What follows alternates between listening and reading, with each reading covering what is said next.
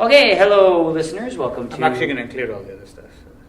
Clear? I'm going to include it. Oh, okay. Just so the fans get to see behind the scenes. Yeah, right, I'm sure it's fascinating. Right.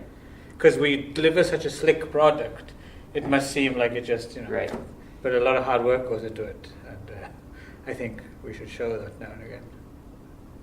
Right, anyway, so here we are back in the wood. Welcome, listener. The magic morning The wood. magic morning wood, if you will. Yes. And speaking of our listener, before we continue further with today's theme. Hi, Gino. Hello. You've been challenged. Yes. By said Gino. Okay. This is Gino Cuddy, of course. Okay. Old friend of the show. Hello, Gino. And he sent a message to YouTube, the Lost Basket Tapes episode. Okay. And he says thus. Basket case. Tapes. The Lost Basket Case tapes. I think you said basket tapes. Well, even if I did run, what are you going to do about it? I will correct you, that's what it is, right? Right. Now stop interrupting, Okay, Gino. sorry. Okay, right. Hold the phone. Right. Ron doesn't like black and white films. Sorry, we can't be friends. Lol. Slight demerit point for using lol. But we'll forgive him because we have no other listener. Right. That's pretty much all I watch. For me, though, the more obscure the better. In fact, my favourite comedy team of all time, aside from the Marx Brothers, is Wheeler and Woolsey. I highly recommend For the Wood, Peach O'Reno, Hips Hooray, and Diplomaniacs, all of which I love, and Ron will undoubtedly hate, especially the latter. If he loves them, I will watch every Marvel and DC Comics movie in a row non-stop. Whoa! So the stakes are high. Challenge accepted. There we go. Then so next time in the wood, Gino and all, we shall be doing Peacherino, Hips Hooray, and Diplomaniacs. Okay. So something to look forward to. I mean, did I actually say I hate black and white films? I don't really remember that. I don't think the word hate came up, but I do remember when we did that, you did mention that you certainly do disfavor black and white films compared to colour films. And you certainly don't watch many black and white. Right. Yeah, so, yeah. Somehow you feel as if it's like a bit outdated, or Oh, okay. that's what you said. I think at the time you felt like there was maybe no connection, the gap was too big or something. Right. Okay. It's correct. Back to me then. Okay. Yeah, something along those lines. So okay, so I'll take it up. Okay, there we go. Of course, I will watch these, and I will do my absolute most to like them, so that you have to suffer through all. Well, not me, Gino. You mean Gino? All right. Has to suffer through all 21 Marvel movies. Well, and how many and the DC as well, right? How many DCs are there? I haven't counted, but only not as many, but by far, by quality, by far worse. And they're all fucking 5 hours long as well. So you've got a lot of watching ahead of you. Maybe if I like. Yes, I will do it. Yes, and Ron promises to be honest in his opinion. Yes, of course, I will, of course. Yes, we'll play the honor system here. Yeah, and hang on, I'm just going to check if this is actually running. I'm coming close to the mic. There we go. Bit of professional touch there. Right, okay, there you go. So thank you, Gino. Thank you, Gino. Thank you, Gino. Yeah. And one more bit of business before we get to it is we're giving the Facebook group another go. Okay, great. We tried this before, but then I got kicked off Facebook, and then it disappeared with me. For being a pervert and. Yeah. No, I genuinely have no idea why. Right. Yeah. So anyway, okay. So we're trying again. Yeah. Like us on Facebook. Yes, and go search for the Magic Morning Wood Circle Jerk. That's the Magic Morning Wood Circle Jerk, and you will find our unblemished virginal, meaning no one's actually posted it. Magic Morning Wood Circle Jerk, because the Just Circle Jerk is a totally different group, right? Yeah, there's loads of them. Yeah. Although you'll find that me and Ron are members of most. One thing I also like to mention is actually another friend of ours, Mike Powell, who did our theme music. Yes. Hello, Mike. Hi, Mike. I don't think he doesn't listen to us, but okay. What? He actually asked where he could find our episodes on Facebook, on YouTube, and did a search for him. And I actually searched with him, and I could not find any of the episodes on YouTube. So good for you, Gino, for finding them. Yes. If anyone is listening to us in another way, would like to find us on YouTube, what's the best search keyword, I guess you would use?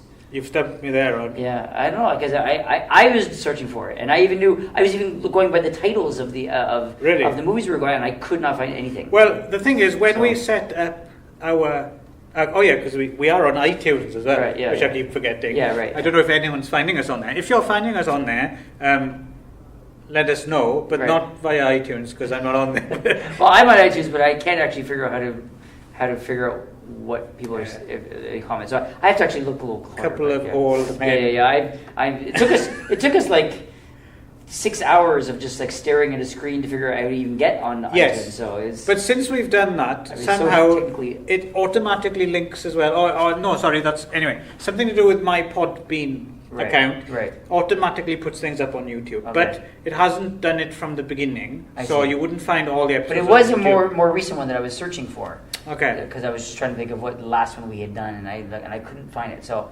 what is? Do you know what the user account is in YouTube? Anyway, maybe Gino can tell us. He's the expert on Well, YouTube, it would be my name. It would be Clive Davies. Is it? It's under Clive Davies. Yeah. Okay, not under Magic Morning Wood.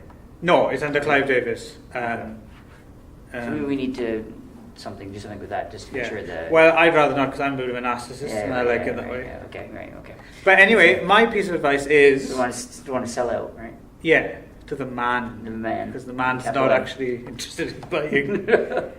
My piece of advice would be the very best of luck to you. Yes.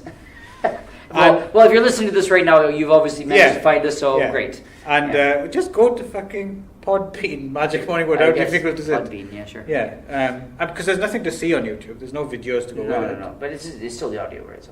Yeah. So that's what I mean. It's the same thing. Right. So okay. Yeah. Okay. Well, we sorted that out. All right. Okay. Good. Yeah. Nice talk. Okay. So on to what we're going to talk about this week, or our episode anyway.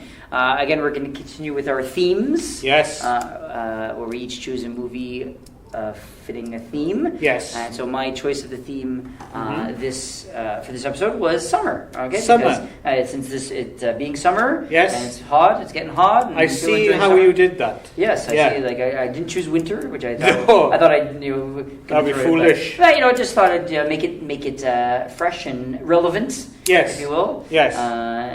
So something about summer. So I just thought summer's on my mind these days. So I thought. Do you think when winter comes you'll choose winter? Maybe Christmas. Oh yeah, well that goes without saying. Yeah. Autumn? Is that a tough? I don't know. Autumn's there's fewer. I think autumn's. There's a lot of summer movies. I mean, because if you think about summer movies, you think about anything to do with camps, anything to do with beaches, or anything to do with just hot weather. I think even just the word summer is in I did a search just on IMDb for the word summer in titles, and there's 100 movies with just the word summer in the title. So I thought it was a pretty generic and theme that you could find a lot of. Because I found it quite tough. Really? Yeah, but we'll get to my choice later. Well, I don't know. I'll explain why I chose my choice. I see. But we're going to lead with your choice. But why did you find it tough, though? I don't know. Nothing sprang to mind. Oh, really? Yeah. Okay. I could think of some summer movies, but I couldn't think of any summer movies I particularly wanted to discuss. So I ended up going for something I hadn't seen before. Right. So, yeah. Okay. But we're getting ahead of ourselves.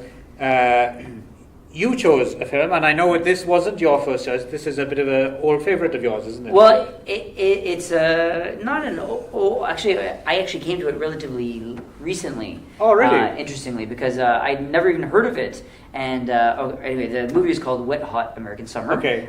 Which is directed by David Wayne. Yes. Let me bring it up on Wain. W-A-I-N. It's from 2001. 2001. It's and an American movie. Yeah. And it's an American movie, and it's got kind of it's a big list of not quite ready for primetime players kind of thing, where a lot of people who became quite famous who were not famous when they made the movie. They were just sort of up and coming. And I had never even heard of this movie, and I'd heard about it from somewhere, or someone was saying something, or somewhere I read it, and so I thought, that sounds kind of interesting. I should check out that movie, and I saw it, and it became an instant favorite. Okay. So this is a few years back. So yeah, I'd say it's probably I've only saw it maybe 4 or 5 years ago at the most. Okay. So it was really relatively recent. It was certainly before, because since in the last probably 4 or 5 years, Netflix has also released 2 limited run TV shows based on this movie. 5 years later and 10 years later. Right? No, it was first day of camp and then 10 years later. Oh, okay. Yeah. So it's the so and both were like 10 episode limited run shows, and so I was already a fan of the movie before those came out, because I remember being very excited when they were coming out. So just to clear it up, just before I forget. I think what you're saying is mostly right about it kind of being a bit of a seedbed for people who would become more... Not entirely. There were some people who were famous. Yes, the one that's... Wasn't Janine Garofalo already... Oh yeah, she was from the 90s. I was going to say, because when I watched this and her name, it was like a... Oh, I don't think her. I hadn't thought about her. I don't think there was any of the big people who are really big now. I don't think they were unknowns. No. I don't think there was very many unknowns, but apart from there were people who were definitely had much bigger careers after this. Right.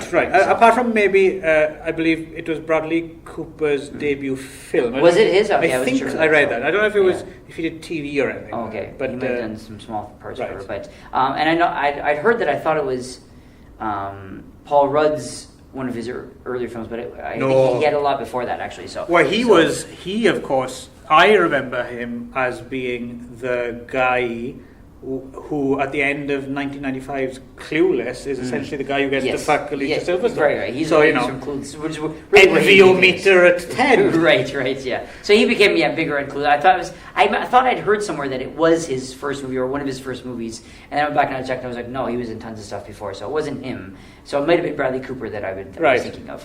But then there's just to pause there, just purely self-indulgent filth on my part.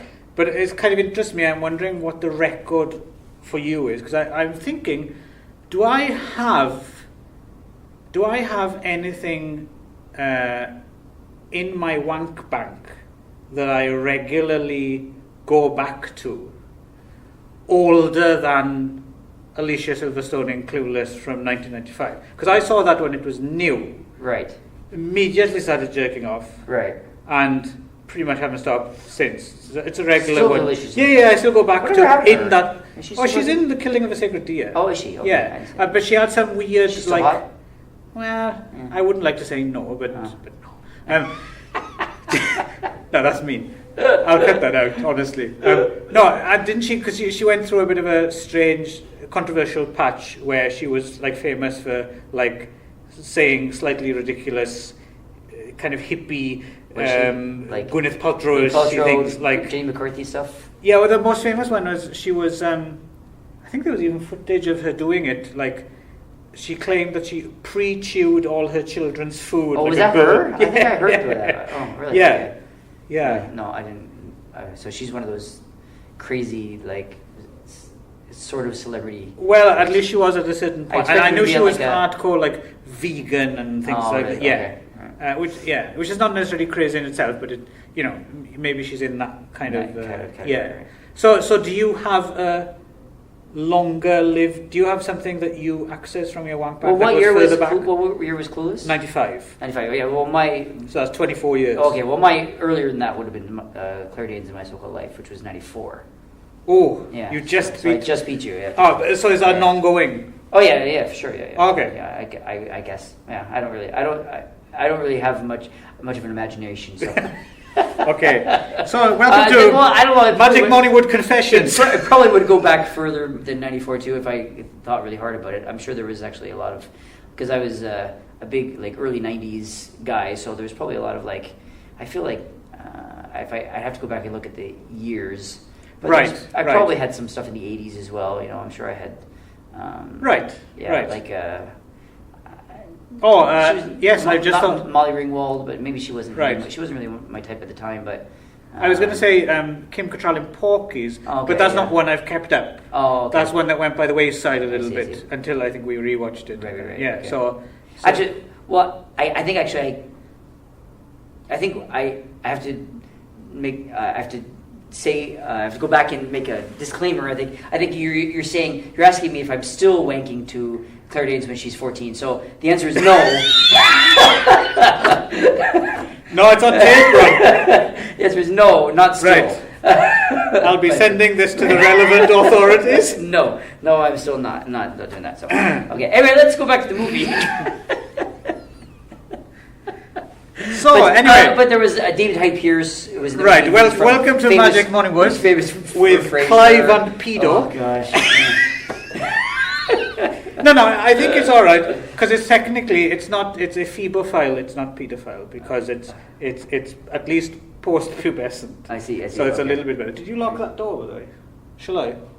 In case the police come in. You can lock it if you like. Okay. You do some. A phebophile. I've never heard that before. A phebophile is basically if you're attracted to younger people, but they're at least pubescent. Right. Whereas pedophile is, wrong. I see. Yeah. Okay. So you're all right. You're not totally evil. Okay. You're just be careful. The answer is still no. Okay. Anyway, but yes. Going back, there were what some people who were or were not famous at the time of this movie. So David Hyde Pierce was in it, who was famous from Frasier. So obviously he was not. Was he in Frasier? Was he? Yeah, he was the brother, Dave Frasier's brother, right? So he was very famous. He does look like him, doesn't he? Yeah. He was. Very. Sorry, this is very old news for most people. Very famous from that. But I never watched Frasier, so. Oh, okay. Yeah. And. Some Molly Shannon was an SNL around that time, and Amy Poehler. Yeah, I didn't know Amy her. Poehler, who was before she had her show at Parks and Rec, and I have to admit, Elizabeth Banks before she became Elizabeth Banks. I did recognize her. Yeah. Most of these people I didn't. I had a feeling that there was probably more to them than I knew about. Right. I'm not sure if they were all part of a comedy troupe or if they were just cast. Because I know David Wayne. Worked a lot with Michael Showalter, who played Coop in the movie. I believe they worked a lot. David Wayne had a show called Wayne Days, which I never actually got a chance to see, but I assume it's much the same type of thing. I assume this is sort of his type of humor. Okay. Anyway, let me just... And Marguerite Moreau from the Mighty Ducks film. Mighty Ducks, right, okay. Right. Again, I didn't know her, but I assumed she would have been... known for the Mighty. She seems like that was her claim to fame. Probably, yeah. There would have been. I never saw her much other than this movie. Grown men wanking about her being 14. And Christopher Maloney, who was in Law and Order for many years. Was he? Yeah, apparently. So I knew him. Yeah, but from more recent stuff. He was in Law and Order, the SVU. Okay. I didn't see him. I was going to say I didn't recognize him. He wasn't on the regular show, no. Right? And then there's. Have you been on SVU? Has there been an episode about you? No, I think it was you. The episode. But I know that Michael Showalter and David Wayne had a show back in the '90s called The State. And The State was like a sketch comedy group where a few of these people, like Ken Marino, I think was in the group as well, and Michael Ian Black, Joe Latruglio, all who were in this movie. So a bunch of them were all in this kind of 1990s kind of... it was like a Kids in the Hall kind of rip off, but in like that. It's very like they're all like kind of like grungy, like it's like early '90s kind of thing. It's called The Seed, and I downloaded the first season because I after I saw this movie because I thought maybe I might enjoy it, but it wasn't that good. But it's like 11 of them, and there's only 10 guys and one girl, and they do just random kind of sketches, but they weren't that good. It's very early '90s feel to it. But so I feel glad. I had a feeling I was banking on you doing the heavy lifting on the cast members, because I'm good. You did. So there is a lot of, I think, history with there's a lot of them, or a few of them at least, were in a troupe of some kind. Okay. And have done stuff before, and they probably brought in some of these other people to do this movie. Okay. And so, as I said, they had a lot of these famous people, and I had never heard of it, and so I found out about it probably at least 10 years after it was released, and I was kind of like, and the thing about this movie was I always direct people to this movie if they want to know what my sense of humor is. It's like, of course, I'm a big comedy fan. I know lots of comedies. There's lots of things I think are funny, including some black and white movies, Gino. But don't believe him, Gino. But I would say that this movie is like exactly my sense of humor, right? So it's like most of it, a lot of it is, right? I think it's. Watching it again, this is probably maybe the third time I've seen it. It sort of tended to trail off a little bit in the second half. So I remember not enjoying it quite as much as I did the first time in the second half. But the first half, I think, was pretty close. Just before we get into it, why don't you just quickly tell us what it's about? Okay, yeah. Because we didn't do that. It is called Hot, Wet American Summer, and it's Wet, Hot American Summer. Sorry, Wet, Hot. Yeah, right. So, sorry. Wet, Hot American Summer. There's no in it. It's just Wet, Hot American Summer. It's like that between boobs. Boobs. And you can't keep your mind out the gutter. You brought it up. So the I was baiting you. Right, yeah. Damn it. To catch a predator live. Wow, I managed to brand you a racist and a predator. Okay, now. let's get back on topic. What's next? Oh my gosh. So yes, it's basically a parody film. Ron, did you fly the planes into the World Trade Center? Admit it. Okay, I'm out of here. Bye. Right. Okay, can we give that? Yeah. Okay. So it is a parody of basically the '80s summer camp movies, right? So so it's and so it's basically.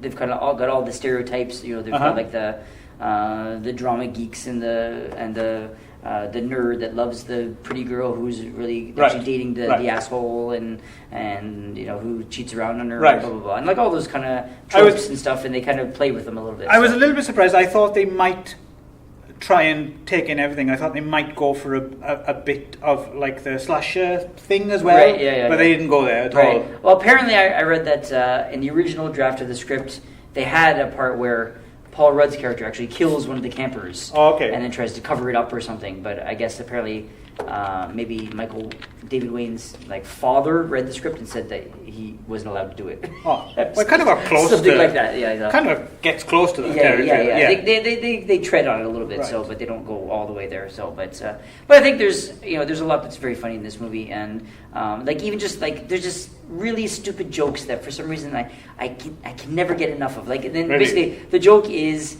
one example I give you is when people throw stuff off screen and there's the sound of the pottery smashing, which they do a few times. You just throw something, and something off screen that you don't see is smashing, right? Which sometimes is done with a cat scream, So for some reason that joke always makes me laugh. I don't know why. I don't know what it is. Did they do that in this film? Yeah, they did. No, they did. So there's one time where they threw something off. They did it 2 times in one scene, and then they cut to another scene, and that scene started with them doing the same joke. So it was a rule of threes thing that they did with it. So it was in there. So, I don't know, for some reason it just makes me laugh every time. Right. So comedy is you can't. It's in the eye of the beholder, right? So But anyway, just quickly why I chose this movie. So when I chose the idea of summer, I had this movie and another movie in mind, and then you'd said, okay, well... And what was the other one? So the other one was Summer School with Mark Harmon. Right. And so then I asked you what, and you said, okay, well, I'm guessing what you're going to choose, you said. And I said, oh, really, out of curiosity, which ones do you think I'm going to choose? Yeah. And you said both of those movies. And I was like, oh, I'm too goddamn predictable. So I spent 3 weeks. I think it's just because you'd mentioned them both to me before in passing. Right, so yeah. So I was so I spent 3 weeks racking my brain trying to invent something else that I was going to do. And I had a couple other options. I was thinking of doing Summer Rental with John Candy. Oh, okay. Or never seen that actually. Yeah, or with what's the film from Goonies, isn't it? Yeah. There's a lot of great, John Candy was also The Great Outdoors, where they go camping. The bears knocks over the door, and he's jumping on. I haven't thought about that film since it was new. Yeah. I think I saw it. I was thinking of doing that. I was because those would kind of fit, but then I decided, fuck it, I'm just gonna go back and do this movie. So okay. I'll save Summer School for another time. But so it was it's become a bit of a cult classic, which it seems to have been. It was enough to spawn 2 limited run shows on Netflix. So obviously there was a demand for it. Yeah. So one of the jokes in the movie is that they all talk about how they're going to meet again 10 years later. Yeah. Right, and they talk about to the exact minute when they're going to meet, right? But of course, it's 10 minutes, and one guy's like, "Oh, well, I got something at 11:30, so I'm busy," kind of thing. So, but even though it's 10 years in the future, and so then they actually did that. There's a button at the end of the credits where they do that, and then they made that into a show, which was the 10 years later show. Right. And then the other one was, of course, in this movie is the last day of camp. So where they're all kind of finishing the camp, and so they go back and they did another 10 episode run where the first day of camp, where of course they're all much older, even though they're supposed to be younger. And for example, Michael Showalter, who plays Coop, has gained a lot of weight, and so he's really? much fatter. And so the joke is that he's this fat guy at the beginning of camp, and he's really skinny guy on his last day of camp, right? So so they play around with those kind of tropes and stuff. Right. Yeah. And watching it this time, it was just as funny, or I think less funny, more funny, anything? As I said, the first half were just as funny. The second half, I started to peter off a little bit. I think less, but I still enjoyed it. I still enjoy watching it. Right. Enjoying the tropes that they play with. Yeah. Okay. And you, I'm guessing you didn't like it that much. No. In its, let's see what I can say. Is this your first watch? Yes, I hadn't seen it before. Okay. In its favour, I would say I didn't hate it. Mm-hmm. That's, I have to admit, it didn't irritate me. Okay.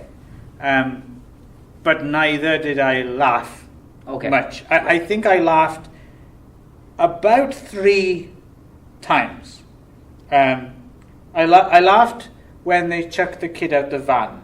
Okay. A couple of times. I thought that was that was a pretty good gag. Yeah. And then the best bit it's weird.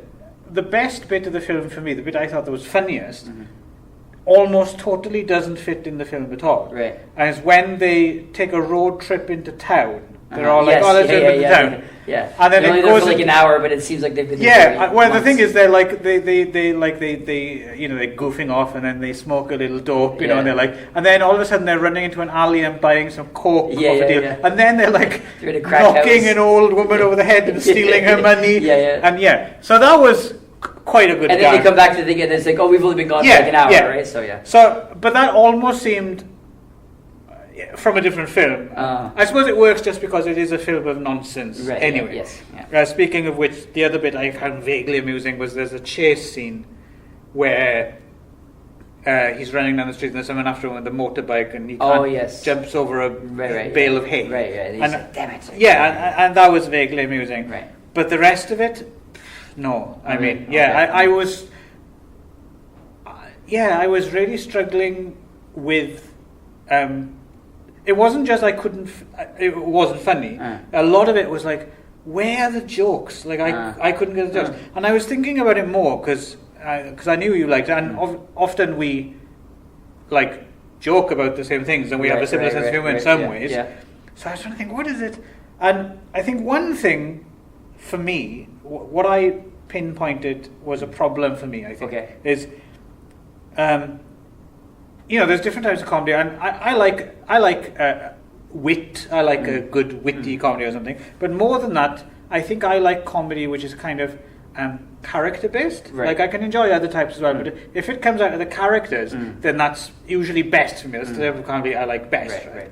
So the 2 or 3 examples I cited of things I found funny, they're very concept based. They're very, very concept based. The idea is funny rather than the delivery or the character behind it. And I think that was my problem with that. Is there are no characters in the film that are funny.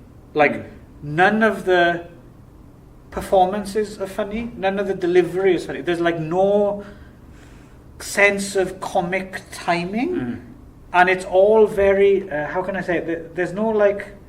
I couldn't feel there was any characters. Like everything was pitched at the level of.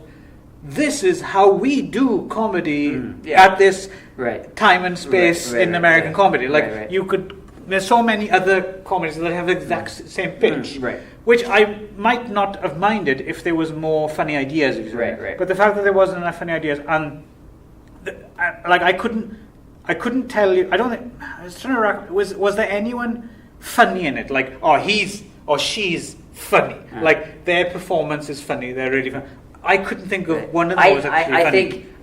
Did you find? I would say I thought Paul Rudd was really funny. Really? Yeah, I thought the scene where he has to pick the stuff off the floor when he throws his plate on the floor. I don't know that scene. The first time I saw that scene, I laughed so hard. I'm not really sure why. I laughed really, really hard. That scene, that was one of the scenes that came closest irritating. Really? Yeah. Like that scene, for some reason, I laughed so hard. And okay, here's a question for you, which might clear things up. Right. Have you ever been to summer camp? Yes. I was thinking about that as well because I think there's a slight difference, maybe. I'll ask you then because I don't know, so it's better to ask to inform because I know you have more experience, both as a counsellor and going as a kid or whatever. Right? So my experience when I went to summer camp, and I think this was fairly common for the UK at the time, was I think I went once when I was in primary school when I was about or twice to the same place when I was 8 or 9 or 10, something like that, towards the end of primary school. And then later on I went again at kind of like the beginning-ish of secondary school, so I was 11, 12, something like that, right? But after that, I don't remember there being the option to go, and that could have just been my school or something like that. But I get the feeling that it's one of those things that young kids do in the UK, and then after a certain point, after you hit puberty or something like that, you don't. It's like something. I'm getting the feeling in North America and Canada, it's more of something you can continue to do. Yeah, I think a lot of people do. I actually never went to summer camp as a kid. I only worked as a counselor. When you were a counselor, what age were you? I was in my early 20s. Yeah. Oh, okay. So it wasn't like you were a high school senior, all right? Because that's the way it works as well sometimes, right? Often it does. Yeah. Right. But I think that's more of I worked at a very camp for kids with special needs, and so it's a different kind of camp. So, but I have worked with kids a lot, and I have done a lot of as a teacher and as a facilitator. You couldn't have chosen a worse turn of phrase. Worked with? No, the facilitating. Oh, okay, right. Okay, good. But anyway, I don't know. For some reason, I connected with the tropes a lot more, and maybe it's because they're more of a Western style. Maybe they don't really have those types of things in the UK as well. I don't know, but for some reason, I of course I was also a drama geek, so I could connect with for example, Davy Poehler and Bradley Cooper characters. I knew those types of people. Right, I had a feeling that might be the case. And not specifically them, but just I don't know. There's just, and again, comedy is always about the mindset that you're in when you watch it, right? So I may have just been in the right mood for that movie when I first saw it, and then my nostalgia for it, even though I've only seen it 5 years ago, still has kind of kept up, whatever. Whereas you maybe just were not in the right mindset to watch it. I mean, there's all sorts of ways of explaining. I mean, it, right? I'm familiar with comedy's a tricky beast, right? I'm familiar with the tropes as well, secondhand through it. So I kind of get what they were going for, I suppose. But it was. I suppose there was no one. So It's interesting. You mentioned you think Paul Rudd was funny. Paul Rudd was funny, but other than Paul Rudd, then it seems like you kind of agree with me in that case. Do you think that there's no one actually like? I wouldn't say that Janine Garofalo is funny. David isn't funny. No, they're not funny in this movie. But yeah, I don't know. And to be honest, the second half I started to really peter out and I kind of can see where you're coming from a little bit. Like oh, this is kind of cheesy or corny, or it's not really that. And it took me back to how I felt when I watched The State, which was their 90s show, which was, I remember watching it and really wanting to like it, because I saw it right after I first saw this movie. And I was really liked the movie at the time, and so The State, it's such a comedy group, it sounds like exactly what I'd like to see, and I done that, and I was really, really disappointed. I did not think it was funny, I didn't think it was really juvenile, really and so it's entirely possible that I was just in a certain mindset when I saw the movie the first time that's carried over, and that it's actually not that good of a movie. All right, so it's I will TV series. You mean The State, right? No, the movie itself, right? Right. This movie. So that and I will give you that it's a possibility that it's not as funny as I remember it being, even though I saw it last week, right? So, like some of the things as well are just like you're saying the tropes, but some of the gags were like, here's a trope, but that's it. Like, not doing anything with it or necessarily caricaturing it. That just, this is a trope. Right. We're gonna do it. Yeah. And it was a for me. Oh, okay then. Like I just needed. Here's a question for you. It's just something you might know that I might not know. There's a bit where Michael Showalter, he has a dual role, and he's on stage as this kind of MC burlesque kind of, and he's like, obviously he's supposed to be shit, and he's telling like really old, going out, and everyone thinks he's hilarious. It was that a particular dig at something from that time? I'm wondering. Actually, don't know. Actually, I remember the first time I saw that, I was like, maybe that's a character that he used to do before. Or he's done before. Right, could be. I don't know, but I don't remember him ever being on the stage. You might be. When I saw the stage, it felt like it was like a in-joke. Yes, it does actually. Now that you mention it, it does. That's what it felt like, but I don't know where it was coming from or what it was referencing. Okay, so, right. But yeah, I got the impression too. And so, but I think the idea generally was, even if you didn't know where it was coming from, was that, of course, he's a really bad comedian, but everyone thought it was the funniest thing they'd ever heard. And then other bits that went on a bit too long for me was the stuff with Molly Shannon as the teacher. It was like, okay, I get it. But then it went... kept going and going, Although it was quite amusing that the little kid was going to marry her at the end. So. And if I had to choose, like I said, most of it I didn't hate, I just didn't take to it. But the closest I think it came to, like, this is pretty lame, was... The nerds? No, the stuff with Christopher Meloni. Oh, because Christopher Meloni plays this Nam vet chef, right? And he says weird things every now and again, and then people go, "What?" And then he follows up and pretends he says something else, and then and then he talks to a can of peas or something, and then so that stuff about that was like this is really scraping the bottom of the barrel. That stuff. I have nothing against Christopher Meloni. I quite like Christopher Meloni, but I just thought. Yeah, this is they should take this out and put something else in, because so this might be also the reason why, because when I'm watching it again this time, I kind of had the same thought. I was like, this is like, that's pretty lame. Those are pretty lame jokes, but and laboured as well. So it's not just that was crap. It was crap, but we're going to take it a little bit too far. Keep going, and then he had that big speech where they all kind of like accepted him and all stuff, right? Which is and I remember like I didn't remember that part specifically, and I was like, oh, this is actually pretty lame, but. I think the reason why and he doesn't perform it amusingly either. He's just shouty. But I think because they fleshed that part out of it a lot more in the first day of camp TV show. Where why there's a talking can of peas and all that kind of stuff. And there's like a whole part about that. So it may have been that I just have forgotten that it was a standalone before without being. I think I forgot the context that it was taken.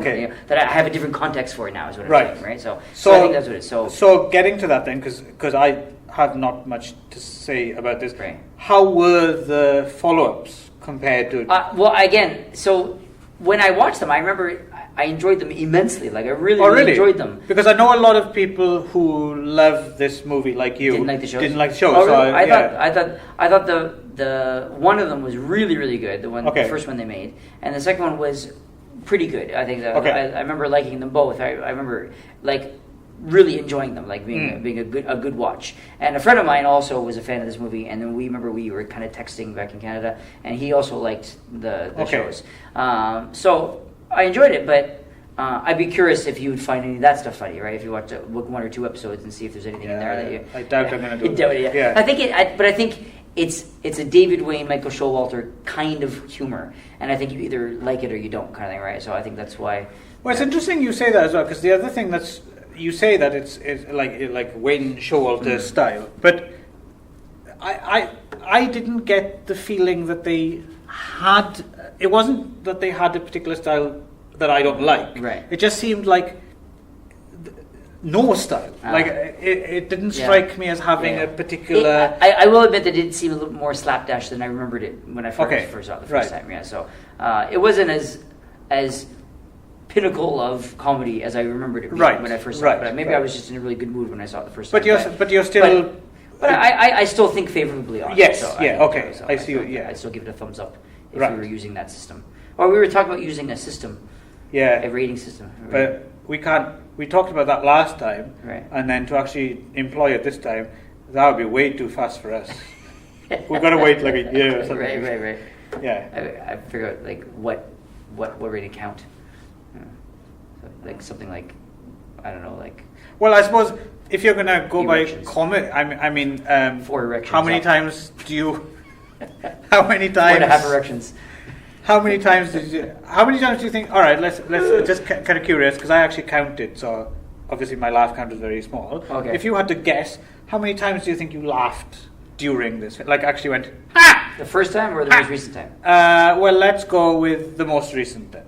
Because that would be a mean average. I don't know. I didn't count, but I'd say upward of a dozen. Maybe around there, maybe 10ish. Yeah. Okay. So, yeah. Okay. Yeah. Okay. So it wasn't uproarious laughter all the way. No, through. not the way it was the first time. I remember I really laughed a lot. Oh, really? I did a lot. So I remember watching it in a hotel and just think it was hilarious. So. Okay. Yeah. But it's funny how sometimes you can watch it again and have a completely different mindset. No, that's true. You might have been. Yeah. You might have had a desperate need for something like that. I remember when I same feeling had with what's that movie? Napoleon Dynamite. Okay. That, right? Where I first time I saw that, I was on a cruise ship with a whole bunch of people, and they were all like, "You gotta watch this movie, you gotta watch this movie." And they all loved it, and it was just in the atmosphere of watching it. Right. And then I watched it again, like a couple. It was kind of like, meh. Yeah, it's not very good. It's kind of so-so, right? Yeah. And so it was. Same as the one they made after that, the Lucha Libre as well. I don't think I even saw that one. That was Jack Black. Right. Yeah. Nacho Libre. Oh yeah. Nacho Libre. Right. Yeah. That was not good. Yes. No. But yeah, so the same. But oddly enough, you were saying about the Wayne show. Oddly enough, even though Napoleon Dynamite and Nacho Libre are not in my wheelhouse, I would say those both have a stronger comedy flavour. Like, that's their brand of humour than this does. Oh, really? If you see what I mean. Yeah, like that's possible. You can see the connective tissue between the two, and like, there's a style. I don't like it, but there's a style. Whereas for me, this is a bit more felt like. It was just magpie approach, like bits from here, bits from there. There was a lot of, they were trying a lot of like kind of old, kind of tired, corny jokes, and they were trying it, just turn a new spin on it. Sometimes it worked, sometimes it didn't, you know. So, but I appreciate the effort, and it obviously other people have it too, business it has developed much of a kind of a cult following as well. Yes, it has. You're quite right about that. And Bradley Cooper has publicly stated that. His kiss with Ian Michael Black was his best on-screen kiss he's ever had. So. Okay. So I mean, and it definitely made a lot of people's careers. A lot of these people, like Amy Poehler, and I don't know if it made Bradley Cooper's career, but definitely he became something after that, right? So he's now. Yes, I believe he's in something or other. Multiple. Whatever. So there's lots of good stuff to see here. I think it's worth a watch, even if if it's not your wheelhouse. It's still, I'd say it's at the very least a lesson in a kind of comedy. Okay. Right. You know what I mean? I think I would say my takeaway would be this, and correct me if you think I'm wrong about this, but I think it's one of those films that, because I remember it coming out, and I remember seeing like the poster or trailer or something, and thinking, I'm not going to like that film, and then I didn't. Right. I think it's probably that type of film. If Right. you think you're not maybe going to like it, you're not going to like it. But if think you're you like, are, oh, that might, maybe you like it. then Again, it's like your mindset going in. It's entirely possible. So I think that would be fair to say, right? So the only reason I watched it was because I chose it. And I don't mind it. It's only 90 minutes or whatever. And like I said, I didn't hate it. Right. But I won't be watching it again. I won't be watching it as Right. follows. Right. Yeah. But anyway, it's Okay. about time you had a bit of a revenge for me making you watch things you really don't like, right? So, Well, I had Van Wilder, so. Oh, that's true. Yeah. That was a low blow. This was a more of a dignified punch. Van Wilder was just a kick in the balls. Right. Although to be fair, I seem to remember us actually not hitting that as much as I. Oh, really? Yeah. Anyway, see earlier issue, Ed. Thanks, Ed. Right. Yeah. So. All right, so that's about it for musical break time. Yeah. The town is anti-life. Time to change back. The town is anti-life. Time to change back. No ketchup, no Alexa, no harder, but darkness and silence. Time to change back. Turn the radio off.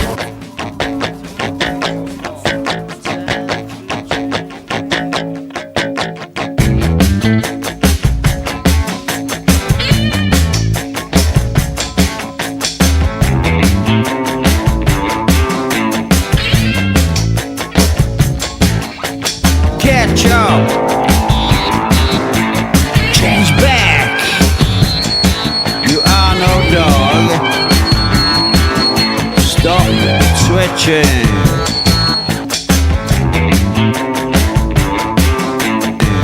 My boss, he has the imagination of a gnat. No shard up. No yard up. Slowly cooking. Catch up. Change back. You are no dog.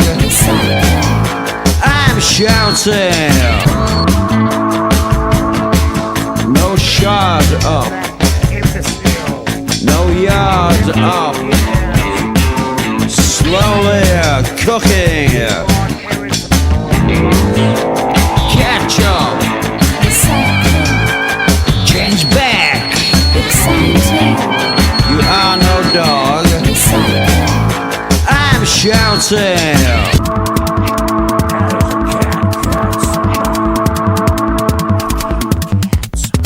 It is melting and finding the streamline. No shard up. No yard up. Turn the radio off. Catch up. Change back. You are no dog. Turn the radio off. The town is anti-life. Time to change back. No ketchup, no Alexa, no harder, but darkness and silence. Time to change back. Turn the radio off. Turn the radio off. Time to change back. Yeah, Wet Hot American Summer, and then do mer. Right. I do actually have some summer songs. Okay. So here we go. I was in. Hey, speaking of summer songs, I don't know if you could use this song. There's a Japanese song called "Love Summer." I was in the not in the video, but But I saw the video. no, but they optioned that song for a bra commercial, and I played the lead singer. That what it is, the band all found foreign versions of themselves. Okay. And for the video, and then the guy who played the lead singer couldn't do this commercial, and so they all went to Guam to do this video, and I didn't get to go, but the other three guys all came back, and then the lead singer couldn't do it, so I became the singer just for this bra commercial. So there's a bra commercial in Japan with me being the lead singer for this Love Summer song. Oh, there we go. And this Japanese girl bouncing up and down in her bra on stage with me. So Something- use that song if you can. That's another wank bank story. Yeah, it sounds there like. you go, Yeah. That was like the best job Good ever. day. It was like this. I was on stage and there was like this, as far as the eye could see, all these like Japanese girls all like as the fans, and then they would drop balloons on us and stuff, and there was like, this girl in the bra. It was great. Yeah. Good day. It was a good day. Fond memories. That was an excellent day. I hope they were of age. What did he say in the movie we saw today? That was a good day. That was a good day. That was a good day. That was a good day. It was an excellent day. Okay. As we wipe away the tear of nostalgic memories, and we shall forge ahead with my choice. Okay. And so, as I mentioned earlier, I had a bit of choosing problems. Okay. Well, that's nice that I was able to. You usually do something that's difficult for me to choose. Yeah, that's so true. It's nice That's that true. I was able to, That's true. I was finally to stump you. Yes, I was struggling a bit. I actually can't even remember what any other possible. I just drew a. I even went so far as to. Well, you said you were considering a comedy as well. Yeah, I can't remember what it was though. I even went so far as to thumb through my book looking for summary things. Uh-huh. And I did come up with a list, but they were all really tangential and not really very summary. This one was kind of tangential too, other than the title. Well, at least in the summer. Yeah, It took that's place all you in need. the summer, Yeah, I guess. yeah. Yeah. So. But then in the end, then what I did was I ran like a database search on my PC to see, my list of films that I have, anything with summer in the title. And The Longer Summer came up, which is a 1998 film from Hong Kong. And I thought, yeah, I've always wanted to see that. So why not give it a go? Right. So that's what we've got here is The Longest Summer, directed and written by Fruit Chan, with Andy Lau was an executive producer on it. And I chose this because Fruit Chan is one of those names. I haven't seen many of his films, but he has a very interesting reputation, especially earlier on in his career, where this comes from. The only other film of his that I was very familiar with was. Do you remember there was a Asian horror anthology from 2001 or something called Three Extremes? Do you remember this? No. And there was one from Hong Kong, one from South Korea, one from Japan. Okay. You didn't see this? No, never Okay. read it. Well, the one from Hong Kong was called Dumplings, and it was by Fruit Chan. And he also made a expanded feature-length version of it, and it was about a woman who makes these pork buns with full of collagen. Are they spitting pork buns? No. Hissing pork buns? They're actually full of collagen because they're made with aborted fetuses that have been shipped in from the mainland. Okay. And there's another character who's obsessed with health and beauty, and so it's kind of an interesting satirical kind of horror inflected. It's actually a pretty good movie. I remember enjoying it quite a lot, especially the expanded Dumplings version. So I remembered liking that, and some of his other films like Hollywood Hong Kong and Public Toilet and Made in Hong Kong, they have really good reputations. So I thought, okay, why not give Longest Summer a go? I thought it would be a pretty fair bet. Okay. First watch for you, Ron? Yes. Right, okay. So I'll just get the plot out the way because it's a pretty simple plot. Yeah. So it's the 1997 handover, mainland China to Hong Kong. That's the opposite. Hong Kong being handed back to China, and I thought it was actually quite a good. From the UK, by the UK. Yes, it was. It was a pretty good choice for. I accidentally got the timing good, right? Considering timing good. Time good. Time good. Time good. Yeah, good for you. Yeah, no time bad. Life good. Bad. Good. Banana good. No food. No food in Food bad. because recently, of course, this has all been in the news again, right, with the protests in Hong Kong. So I thought I got the timing pretty good by accident. Good. And so it's set during the handover, and some guys in who 1997. Yes, who were formerly of the a branch of the British military, Chinese soldiers, the Hong Kong soldiers working for the British military, and that particular branch is defunct now, right? So they're kind of out of work, right? And they kind of are finding it a struggle in increasingly kind of mercantile atmosphere, because everyone in Hong Kong is freaking out, right? Because everyone was freaking out back in '97. I remember people freaking out, and I think Hong Kong has always had this kind of almost their kind of devotion to money and mercantilism is almost religious, right? I think. But I think at this time it was even more so. It was like, make as much fucking money as possible, because the commies are coming, basically. So there's this atmosphere, and they're finding it hard to get work.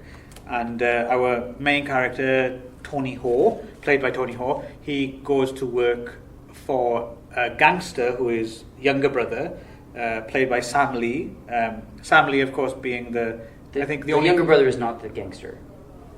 Well, no, the younger brother works for the gangster. Yeah, now he brings his older brother in. Sam Lee, of course, being probably the only recognizable face for most people. I think, he's now a pretty big character actor, star in Hong Kong. I mean, he has been for a while. The rest less so, I think.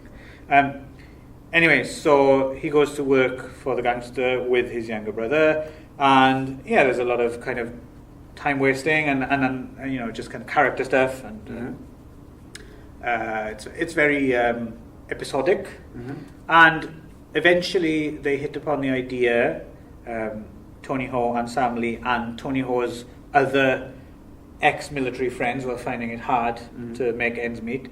They decide to pull off a bank robbery, and the rest of the film really is kind of the fallout from that, I suppose, isn't it? And that's kind of the main beats of the story, really. I mean, there's not much story-wise, right? I think it's more about the atmosphere, and like I said, there's certain episodes we might want to discuss, and it's a film to kind of sink into, I suppose, more than follow the kind of trajectory of the story.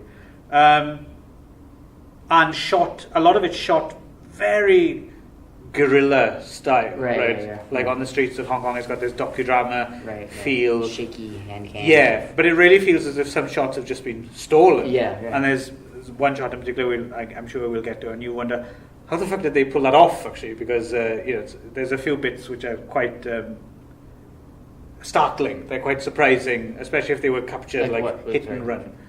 Well, the one scene I was thinking of, there's a running gag throughout the film where kind of a bunch of annoying schoolgirls kind of get on the bus and they talk back to people, and they're just kind of really annoying. And and there's one scene where Sam Lee just kind of gets up and he throws one girl out of the top deck of a double-decker bus, and she bounces off the bus shelter.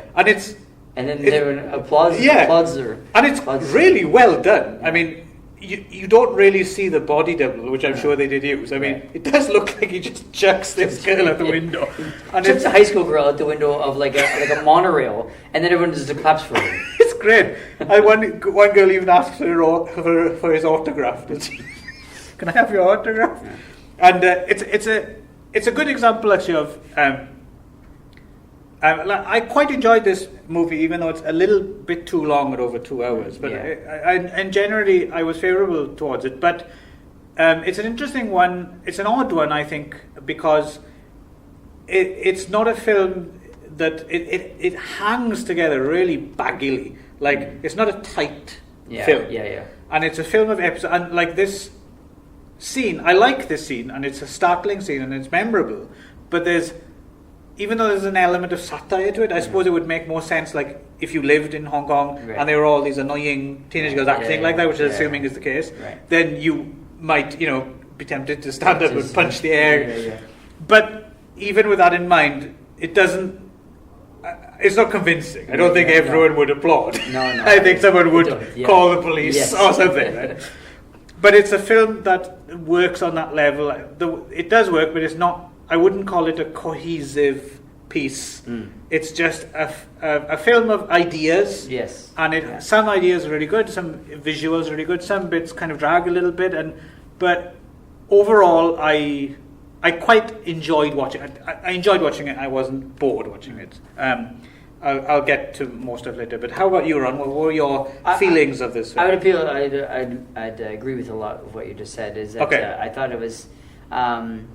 I thought the concept was really interesting, and that the idea was. I was really kind of excited to watch something. I thought the idea and the story was good, but I think in general it wasn't a very well put together movie. It just wasn't a well crafted movie. It was Bagley is a good reason. It was just like a bunch of extra stuff. Like it was like half of it was almost documentary, and then they would put in like real like found footage and stuff, and it was like, half the time you're following these characters, but then they go away for half the movie and they come back again. You're like, wait, who's this again? And why do I care about this? And I don't know. I felt in general like I would say that I was bored for a lot of it, just because I thought a lot of it was just sort of. It was sort of tangential to the story, and there was too much tangential stuff. I see. I just thought it was just. I wanted just to get to the story and what was happening. But it was just all this other stuff that. Yeah. And I can see that news footage and stuff. And I was like, I just don't need any of this stuff. I just want to know what the story is. So I wasn't think in general, bored. I like the other stuff, but I can see where you're coming from. Some of the other stuff was. And some of it is okay, but I thought it was almost too much. Of that. I think some of it was more interesting maybe for me to watch now than when it was new as well. Like it was kind of I had a slight fascination with seeing like there's footage of Thatcher visiting visiting my bridge, and then you can see Prince Charles and Chris Patton and the whole handover atmosphere, and as well obviously in Hong Kong, same as here in Japan, it's summertime, it's fireworks time, right? So there was that element as well, it was interesting to see footage that was captured from that time, and I think one part of my kind of relative kind of unease, I guess, watching it was, I think a lot of it had to do with the subtitles, which were obviously bad, because they would subtitle like the English speakers, and they were not even the same words that they were saying. So I was like, well, if they can't even subtitle in English the English words, then obviously what am I getting with the rest of the Chinese? And I found a lot of the subtitles really kind of like stilted and unnatural, to the point where they're not the best. It was taking me out of the story, and I was like, is this really what they're saying? And it felt like, I don't know, I wasn't invested with what was happening and the drama that was invested, just because I thought that the language itself was kind of taking me out of it, like the subtitles were taking me out. So I don't know if that had something to do with my and as well it had a slightly, it's one of those films, when you're, and I think since a lot of the films that Fruit Chan has made more recently in his career, I haven't seen any of them, but I gather from what I've read about them and what I've seen, they look a little bit more polished, and they look a little bit more mainstream. I just want to say that the name Fruit Chan just sounds like a Japanese like character for some sort of cute kind of cute little grapes with like berry with a face on it. Fruit Chan. It's Fruit Chan, because Chan in Japan is like maybe he is probably somewhere, right? Behind the Chan camera. in Japan is used for like a add to like for kids, usually young girls will get it as what, Rod? You're a dangerous crowd again. I'm explaining for the listeners who don't know how to use Chan in Chan in Japanese, yes, right? Grooming tips. Yeah. All right. Why do I even bother? I couldn't resist. Anyway,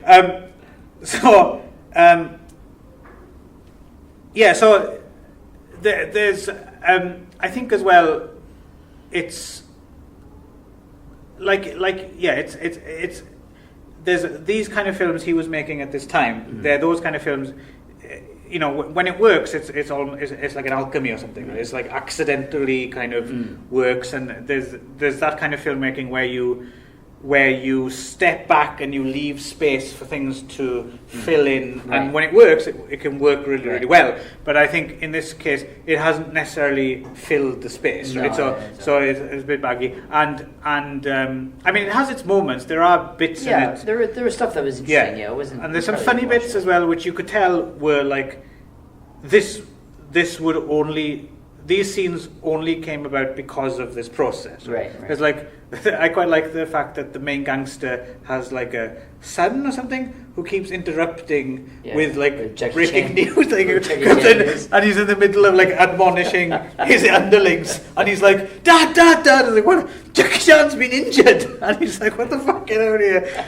And there's another bit where he comes in and he has actually something important to say. The dad's like, what? Jackie Chan's been injured. I thought that was funny. Yeah. That made me laugh. And so there's a few kind of bits like that, and there's like checking the schoolgirl out the bus, and there's a few other bits with the schoolgirls as well. Actually, there's it's like a running joke, right? There's like another weird bit where some schoolgirls leave an used sanitary towel in a taxi, and then for the rest of the movie, this taxi driver keeps kind of coming back. Like, he wasn't in the film before; he's not a character. He keeps coming. The main characters keep bumping into him, and he's like, "I'm still looking for those schoolgirls." And then at the very end of the film, very strange way to finish. He suddenly comes out of nowhere and he corners these three girls, and he throws, I think, is it like an adult diaper full of shit? Yeah, full of shit. All over right in her face.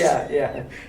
And it's, oh wow, okay. So I at least appreciate. I haven't seen that. I'm not even before. sure if it was the same girls. No, I don't think it was.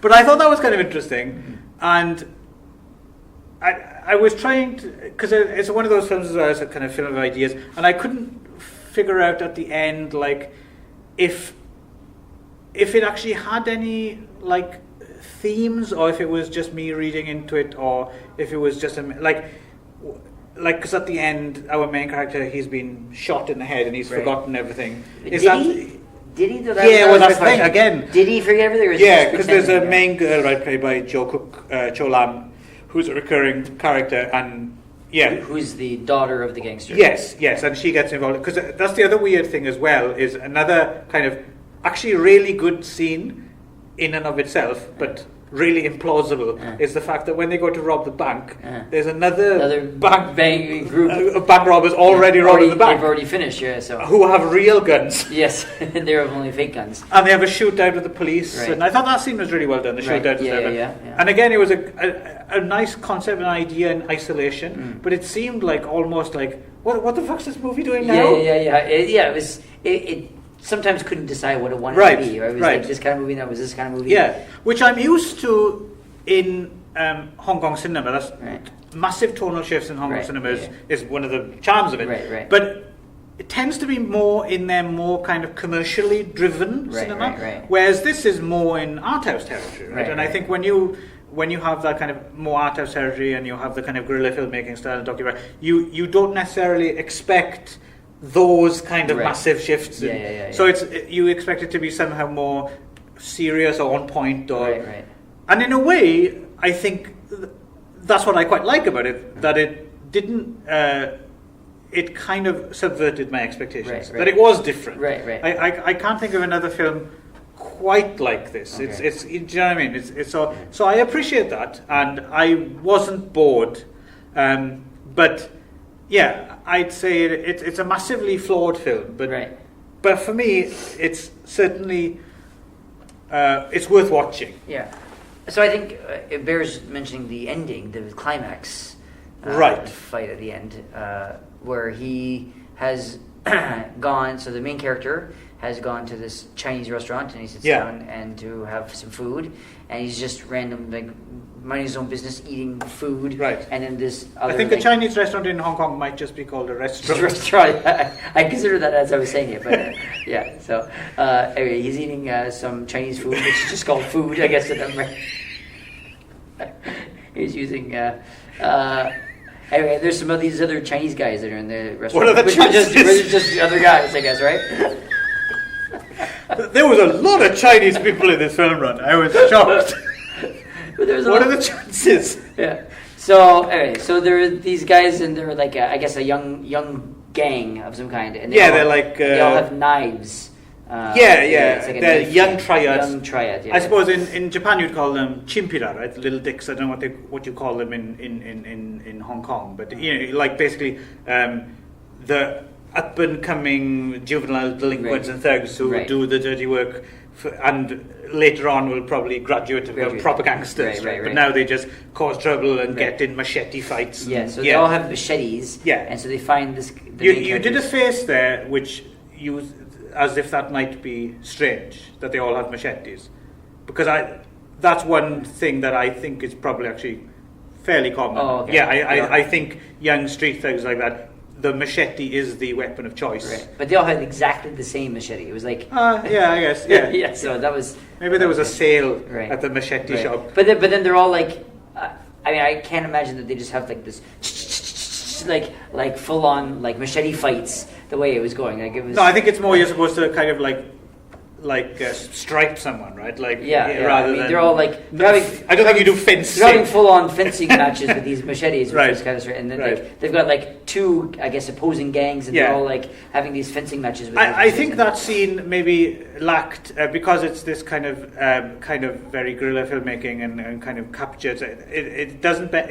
It doesn't benefit. There's no choreography, right? So it doesn't look like. No, it was just like sort of random. Like, Yeah. Okay, you guys go fight, and then I'll fight and looking stuff. like they don't actually Yeah. want to get hurt. Exactly. Yeah. You could tell. Yeah. Yeah. And so then the main character suddenly gets really, really angry for no particular reason. Well, that I think gel. he thinks he spots, because the younger brother played by Sam Lee ran off with the cash, right, that they robbed from the bank, and he thinks he sees him in the crowd, but it turns out to be this other young kid who was mouthing off to him earlier. Right. So I think that kid just represents to him the next generation, I guess. Okay. And And so then he takes off after this guy running with his own set of knives. Yeah. And then like keeps cutting him, cuts him.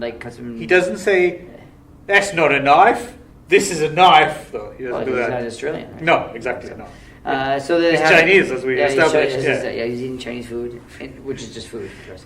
And then he cuts up this kid, and this is quite a brutal scene, isn't it? It was really brutal. Like it came out like again, huge tonal shift. It was just came out of nowhere. Between the shootout with the cops and this one, it was like there's almost no violence, with the exception of just these two scenes, right? Right. And I guess the friend getting shot, I guess. But it's not. It's not slow motion. It's very fleeting. It's not gratuitous. But this is just like it becomes like a slasher film. He just like slashing, shoots this kid, shoots the kids, and all his limbs several times, and he's just going on and on and on. And then shoots through his cheek. Yeah, shoots his cheek, and then it goes back to, I guess you saw him at the beginning. Yes. Where he's on the train, and a little kid is looking through this guy's cheek, which was which I totally forgot about. Yeah, right? So which is a great thing, because it made sense, because when I was watching, because the one thing about this film as well is clearly done with a low budget. Yeah. But those cheek effects are really good. It's very good. Especially at the very beginning. At the very beginning, you get, and you don't know what it is. That's probably because everything else was cheap, because it was all guerrilla filming. Right. So. Apropos of nothing, you think at the beginning you just see it on the subway, and then you see someone look through a hole in someone's cheek, and it's a really good shot, really well done shot. And I have to admit, when I first saw it, because I didn't realize it was going to come back, and we didn't know who these characters are, and it looked so realistic, I was wondering, did they actually like find someone who was like sleeping on the train, who had a hole through their face, and the quick, I thought, they just got the shot, But I guess not. Yeah. And then where all the budget went to, yes. And shot through the, and then also grabs him by the hole and pulls him by the face. Yeah, it was quite virile. And then he gets shot in the back of the head by another kid. Yeah. And then that's when you jump and you assume he's got amnesia or you assume at first he's dead. I think he's dead until someone spots him, and then the girl comes back again. The gangster's daughter, who sees her dog and sees him working at like a water company because he had earlier stolen her dog. Right. That's a peculiar scene. Yeah, that's well. Like it happened to be the girl that cuts them off, and they come in, they steal her dog, and then it happens to be the same girl. Well, I was going to say that scene as well in itself is strange. So basically, near the beginning of the film, Samly and his brother riding pillion. They're riding a motorcycle on the expressway, and there's like I suppose a hot chick goes past in a car, and like a sports car, and they're like, oh, and they chat her up while or trying to they're riding, which is weird enough in the first place. But then she throws like a white sheet that she's keeping in her glove compartment out the window, and it covers the driver. So it's really fucking dangerous. Really dangerous, And they fall off the bike, but it's played almost like comedy. Wah, wah. And then they steal her dog. Yeah, and then they randomly find her at a gas station. Yeah, and so they cut open her kind of soft top of her convertible and steal her dog out through the top, and then that ends up being the gangster's daughter, who then ends up being kind of like the love interest of the movie, which is. Yeah, it was sort of like, it was a very random coincidence that... Rest assured as well, viewers, because I was I assumed something bad was going to happen to the dog. Yeah. But the dog's actually fine. Yeah, dog's fine. Because I really thought something was going to happen to that dog, but no. And so then she says, she sees him, because it goes, hey, it's me, I'm James. And then he says, oh, I don't know you, I don't remember you. So you don't know, okay, it's him, but does he have amnesia? And then he walks away and he's kind of got the smile, and it's kind of the freeze frame, so you're like, maybe he does, maybe he doesn't. Yeah. And then part of the wider theme as well, I was wondering, either they'd, like I said, it's just this grab bag of ideas and they're not particularly trying to push anything, or was that linked to, was there some kind of message about to move forward in the new post-handover, we have to kind of embrace this new world and not look back and willingly forget, or which seems like a slightly odd message, especially now, But maybe that's not the message. I don't know. But so there's a lot of. It is a bit too long at over 2 hours. I would say. I think the it started to lose me on one of the. There's at least 2, maybe 3 kind of strangely put together montage sequences where, for example, the Auld Lang Syne sequence, where this kind of nightclub singer is kind of singing karaoke Auld Lang Syne for some random reason, and then there's just this random string of images that had no kind of thread as far as I could tell. I suppose all of that makes sense in terms of it's the end of the year, right? It's the end. It's it's the end of an era. And who knows? Because as we know, here in Japan, they've adopted Auld Lang Syne in a very peculiar way. Because I'm assuming Auld Lang Syne is the same time. For you, it's the same for me, right? In your home country, it's New Year's. Yes, the Scottish Hogmanay. But for those who don't know, in Japan, they will play Auld Lang Syne in stores at closing time. The last 10 minutes. It tells people to get out. It's time to get out, right? Nothing to do with New Year at all. So who knows? Maybe it's mutated again.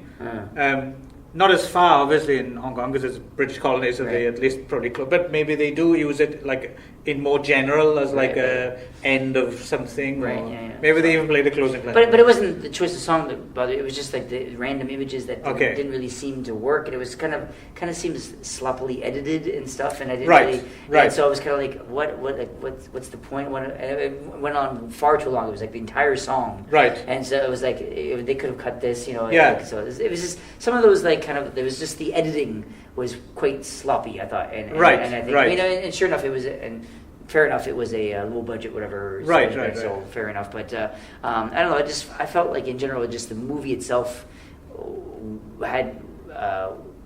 had bigger, grander ambitions than it was able to. Which, to be honest, I like when a film aims high and rather than doesn't. I guess so. And in terms of the editing as well, I know what you're saying, but I'm wondering if sometimes it's more to do with because it's this hit and run style. You don't have the footage. You didn't get it, so you kind of have to stitch together what you have. Stuff here, It's funny actually. Watching it, I would have bet money on.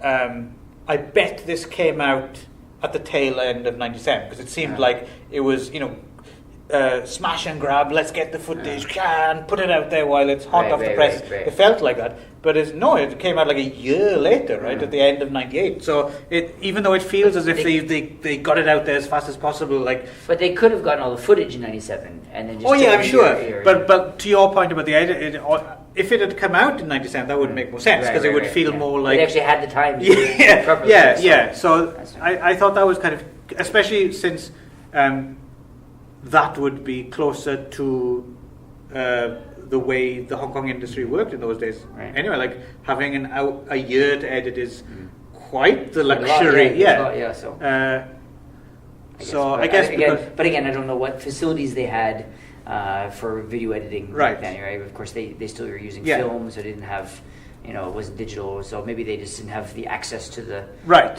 I don't know. I mean, whatever. I think the key here as well is the fact that Andy Lau was an executive producer. Andy Lau was already a huge name. Right, that's I'm true. guessing his name must have got a lot of these things done, right? Because even though it was shot a lot of this guerrilla stuff, a lot of it, I can't see how some of it couldn't possibly have been shot without some form of permits, Right. like the shootout, and there's a limit to how much you can grab, You can right? grab, yeah.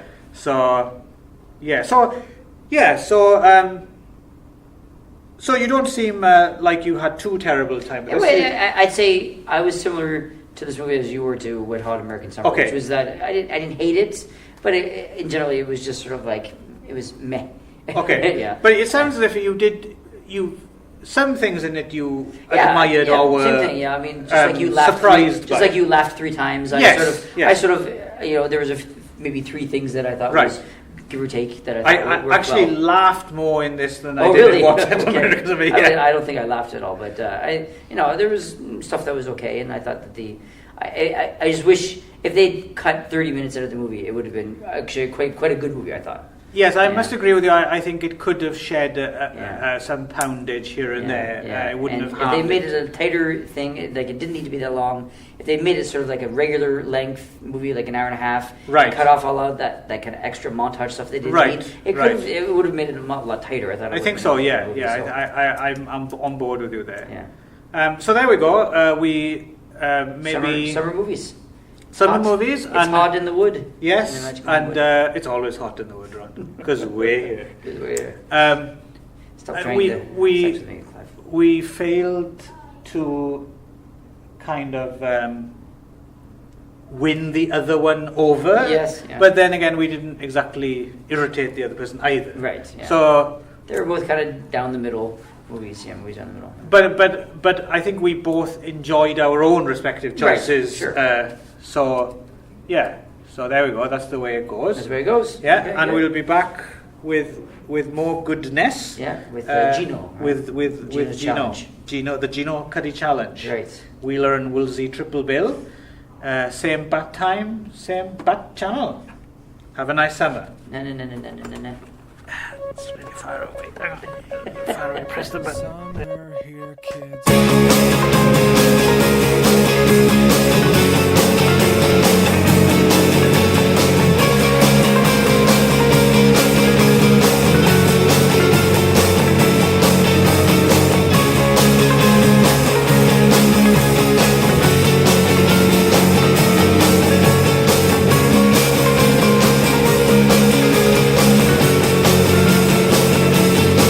After she lets you go.